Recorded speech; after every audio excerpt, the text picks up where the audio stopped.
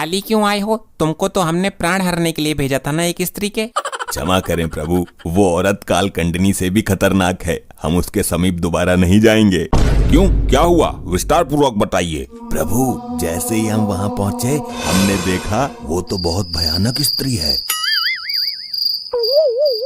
मुन्ना के पापा, ओ मुन्ना के पापा, अबे ओ मुन्ना के पापा। क्या हुआ महारानी? मैं सो रही हूँ, मेरे लौंडे का ध्यान रखना। अब पूरी रात जागकर पहरा दूं मैं तेरे लौंडे का? हर घंटे में डायपर चेंज करते रहना इसके, नहीं किया तो सुबह उठते ही वाइपर से मार लगाऊंगी।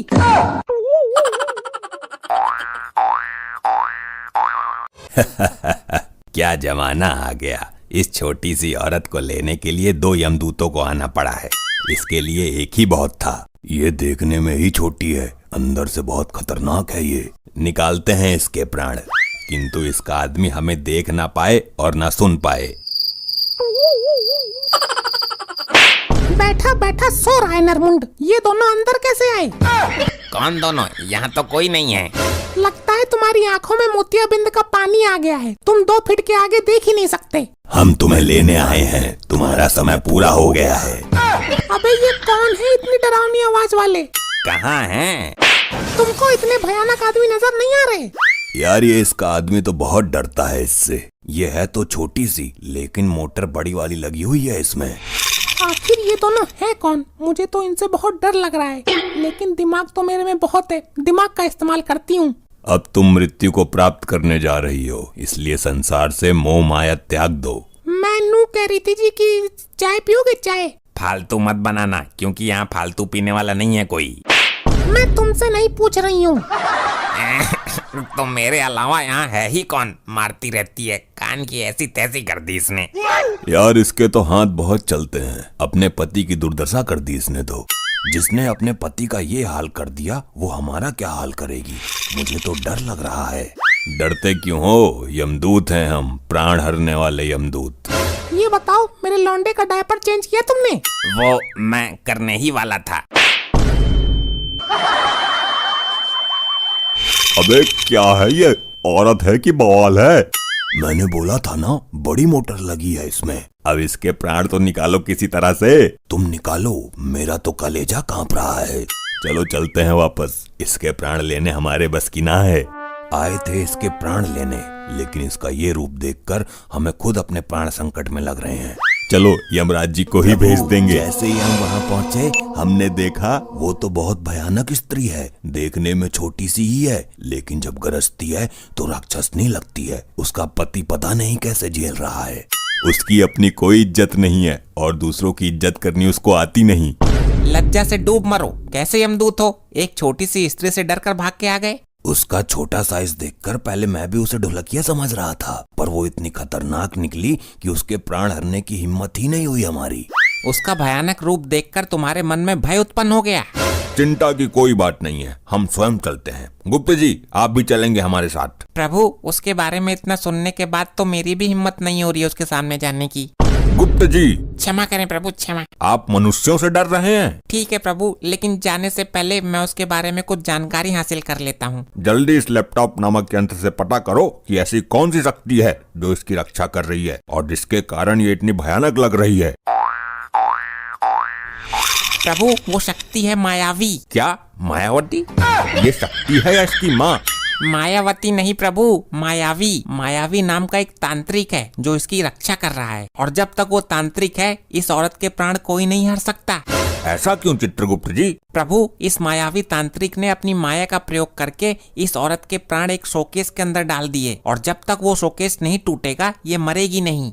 अगर ऐसा है तो पहले हम उस शोकेस को ही तोड़ देते हैं।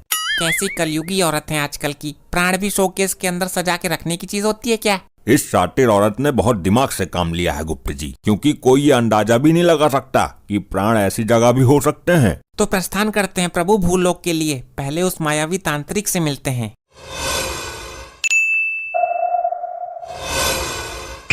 प्रभु, यही है वो मायावी तांत्रिक। आंखें खोलो मायावी। मृत्युदाता प्राण हरता यमराज मेरे पास। मूर्ख, तुम अपनी माया और शक्तियों का गलत उपयोग कर रहे हो। ऐसा मैंने क्या कर दिया प्रभु? कल भी मैंने यहाँ से 6 चुड़ैल पकड़ी थी जो आते जाते लोगों को परेशान कर रही थी। मूर्ख तांत्रिक, तुम विधि के विधान में उत्पन्न कर रहे हो, उसको बदलने की कोशिश कर रहे हो। मैं कुछ समझा नहीं प्रभु। मूर्ख, तू जानता है कि मृत्यु अटल है, एक दिन सबको मरना है, फिर भी तूने उस औरत के प्राण छुपाकर उसकी मृत्यु को टालने की कोशिश की। क्या करूं प्रभु, औरत के आंसू देखकर मैं जल्दी पिघल जाता हूँ। तुम करते रहो ये कांड, मैं ऊपर बैठकर तुम्हारा सारा हिसाब किताब लिख रहा हूँ। प्रभु, एक तो वो औरत छोटी सी काली सी थी, मैं उसे शमशान घाट की चुड़ैल समझ रहा था। अब जो तूने गलती की है उसकी सजा तुझे जरूर मिलेगी। अरे अरे ये क्या कर रहे हो प्रभु? मुझे नीचे कब उतारोगे? जब हम उस स्त्री के प्राण हर लेंगे तुम अपने आप ही नीचे आ जाओगे, ये हमारा वरदान है। तब तक मैं यहीं हवा में लटका रहूंगा। तो क्या हुआ, लोग इसको चमत्कार समझेंगे, पूजा करेंगे तुम्हारी। वैसे एक बात तो है, यहाँ से शमशान घाट मुझे बिल्कुल साफ नजर आ रहा है। चलें चित्रगुप्त जी। मुन्ना के पापा, जल्दी जाकर दरवाजा खोलो, देखो कौन आया है। चपत मारकर दर्द भी देती है और मुन्ना के पापा बोलकर दिल को सुकून भी देती है। इसका दिमाग हाथ में नहीं आ रहा। हाय जीजू। अंदर पधारिए। प्रभु, याद रहे हम इनमें से किसी को भी दिख ना पाएं। हमें कोई नहीं देख पाएगा, आप निश्चिंत रहें। गुप्त जी, ये सुंदर, नाजुक और कोमल सा मानव कौन है? प्रभु, इस कोमल से मानव की ही तो बीबी है ये कुंठा स्त्री। दीदी कैसी हो आप? मैं तो ठीक हूँ, तू सुना, बहुत दिनों बाद आई है तू। बहुत दिनों बाद? अरे अभी 2 दिन पहले ही तो गई थी। जब से तेरी सास नरक लोक पधारी है तब से ये तो आते ही रहती है। फालतू बोलने की जरूरत नहीं है, तुम अच्छी तरह से जानते हो मेरे और मेरी बहन में ज्यादा दिमाग नहीं है। हाँ, ये तो जानता हूँ। देख रहे हैं प्रभु, कितना अत्याचार सह रहा है ये नाजुक सा कोमल सा मानव। अच्छा, ये तुम्हारी बहन भी तो तुमसे छोटी है। छोटी है तो क्या हुआ, लेकिन काम तो बड़े बड़े उखाड़ती है। ये मेरी हेमा मालिनी है। बड़े बड़े काम मतलब? मैं समझा नहीं। किसी को भी अपने जाल में फांस कर बड़ी आसानी से उसकी जेब से पैसा निकलवा लेती है। वो कैसे? मैं कुछ समझा नहीं। इसका एक सच्चा आशिक है, जब उसे पैसे की जरूरत पड़ती है तो इसको मोहरा बनाता है। अच्छा, फिर क्या, ये नए नए लड़के फंसाती है और उनसे पैसा ऐंठ कर अपने आशिक को दे देती है। इसने तो रिश्तेदारों के रिश्तेदारों को भी नहीं छोड़ा। ये तो बहुत अच्छी टेक्निक है पैसे लूटने की। इसके साइज पर मत जाना, ना जाने कितने लड़कों के पैसे लेकर अपने आशिक को दे चुकी है और फिर बाद में नंबर ब्लॉक कर देती है उसका और अपना नंबर भी चेंज कर लेती है। देख रहे हैं प्रभु, कितने नीच और मतलबी लोग हैं। ऐसे लोग अपने आप को बहुत होशियार, इज्जतदार समझते हैं, लेकिन उनकी 2 कौड़ी की भी इज्जत नहीं होती है। अब मेरे बारे में तो मेरी दीदी ने तुम्हें बता ही दिया। मेरी दीदी भी पहले ऐसा ही करती थी, मैंने इनसे ही सीखा है। बहुत अच्छे संस्कार हैं और दिमाग भी बहुत अच्छा पाया है। जीजू कहीं घूमने चले? लेकिन घूमने जाएंगे कैसे? घूमने कैसे जाएंगे मतलब, हमने तुम्हें एक डिब्बा दिया तो है। डिब्बा? कौन सा डिब्बा? सिरके का? अरे बेवकूफ, मेरे घर वालों ने तुम्हें दहेज में एक छोटी सी 3rd क्वालिटी की कार दी है, उसी को डिब्बा बोल रही है। प्रभु, अब समय व्यर्थ मत कीजिए, इस कुंठा स्त्री के प्राण लीजिए। यहाँ पर शोकेश कहाँ पर है? पहले मैं शोकेश तोड़ूंगा, उसके बाद इसके प्राण खुद ही निकल जाएंगे। प्रभु देखिए, वो रहा शोकेस, कितना सुंदर है देखने में। बहुत सुंदर है। लो, गया ये शोकेश भी। इस शोकेश की वजह से इतना उछलती है। मर गई, ये क्या हो रहा है मुझे?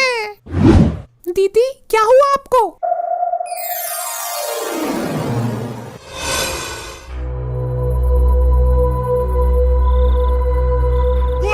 प्रभु, आपके वरदान का क्या हुआ? मैं नीचे कब आऊंगा? हमारा वरदान कभी विफल नहीं होता मनुष्य।